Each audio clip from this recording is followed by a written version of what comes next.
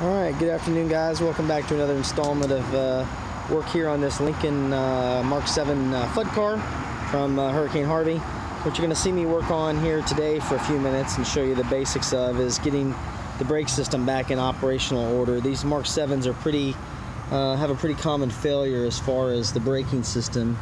As you can see, it's actually a fairly interesting unit. It's got all of it's all together: ABS, pump, controller, solenoid valve, master cylinder with an extension housing, goes back into the firewall there. But one of the most interesting things about this system is rather than use a traditional brake booster, these Lincolns and some of these early cars, European cars, use an honest-to-goodness aircraft style brake system.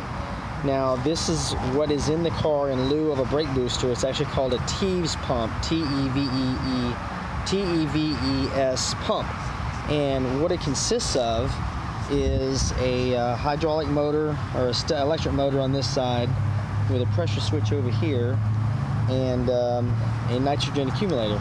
So this is in place of a traditional brake booster that will lose fluid or lose pressure if the engine goes bad. This provides constant pressure, and this is a little nitrogen charged accumulator that actually has almost 3,000 psi that holds pressure on the braking system in event of malfunction, so you've always got brake pressure. So it's a pretty cool system, but it's fairly complicated. You don't see it very often. So give me a few minutes and I'll be back in a second to show you how this thing comes apart and gets put back together, and we'll go from there. Thanks.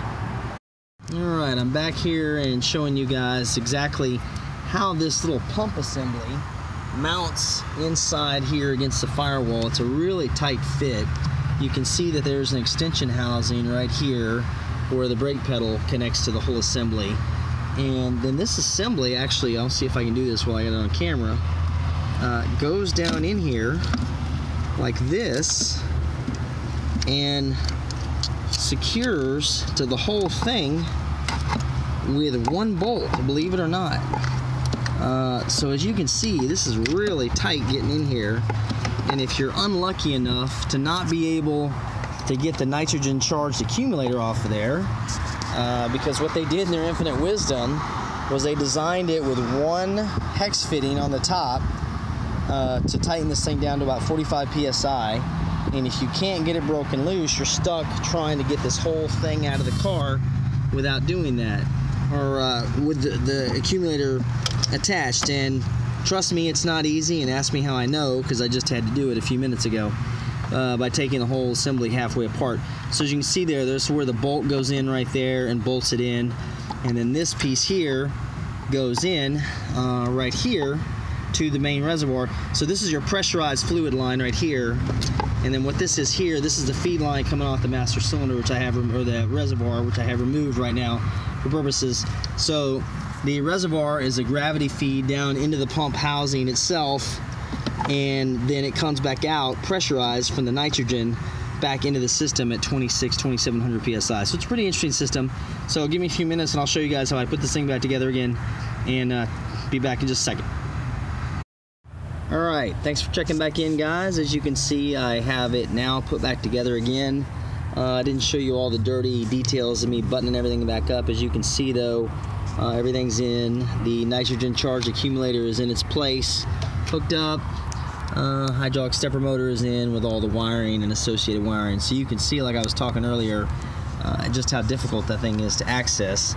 Reservoir is back in. So the whole system is complete and charged. I filled it back up with brake fluid.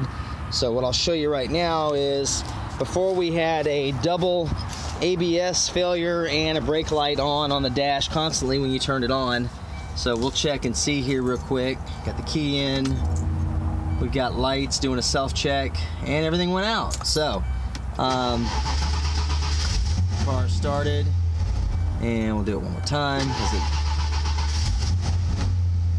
and as you can see, we've got ABS light is out, everything else is out. The only thing I've got left on the dash flashing is an ABS light, which I'll be troubleshooting in one of my future videos.